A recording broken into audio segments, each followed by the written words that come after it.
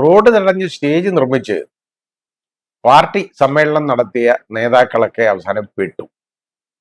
അപ്പൊ നേതാക്കളുടെ പേരിൽ കേസാകും എന്ന് കണ്ടു കഴിഞ്ഞപ്പോൾ പതുക്കെ ഹൈക്കോടതി പോയി എല്ലാവരും താണ വീണ് ക്ഷമ പറഞ്ഞു. ഇനി മേലിൽ ഇത് ആവർത്തിക്കില്ല എന്ന്. നല്ല കാര്യമാണ്. കാരണം ഇപ്പോഴെങ്കിലും കോടതി വടിയെടുത്തപ്പോ ഈ നല്ല ബുദ്ധി തോന്നിയല്ലോ. അതിനു മുമ്പ് എന്താണ്, നിനക്കൊക്കെ വണ്ടി ഓടിച്ചുകൊണ്ട് പോകേണ്ട കാര്യം എന്താ, നടന്നു പോയാൽ പോരെ കേട്ടോ. 10 പേര് 10 കാറിനകത്ത് പോകേണ്ട കാര്യമുണ്ടോ? ഒരു കാറിനകത്ത് 10 പേര് പോയാൽ പോരെ, കുഞ്ഞിക്കാർ ഉപയോഗിച്ചാൽ പോരെ. ഈ പറഞ്ഞ വർത്തമാനം എല്ലാം ഇപ്പൊ അങ്ങ് പോയല്ലോ. അഹങ്കാരത്തിനുള്ള മറുപടിയാണ് ഹൈക്കോടതി കൊടുത്തത്.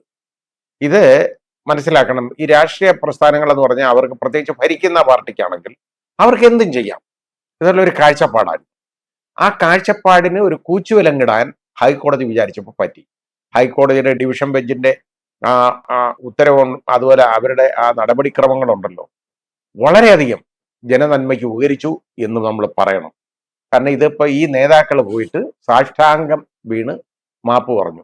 ഞങ്ങൾക്ക് മാപ്പ് ഇനി മേലാ ചെയ്യത്തില്ല, അബദ്ധം പറ്റിപ്പോയതാണ് എന്നായി. അപ്പോൾ അഹങ്കാരത്തിന് അവിടെ ഒരു അടപ്പ് വീണു. അത് അങ്ങനെ ആകണം. ഇതിനകത്ത് യഥാർത്ഥത്തിൽ ഹൈക്കോടതിയെ കൊണ്ട് ഇടപെടിപ്പിക്കേണ്ട കാര്യമുള്ളതാണോ ഇത്? ഇത് ബോധമുള്ളവരാണെങ്കിൽ, അത് ഞാൻ വിശ്വസിക്കുന്നില്ല ബോധമുണ്ടെന്ന്, അല്ലെങ്കിൽ ഇങ്ങനെ ചെയ്യത്തില്ല.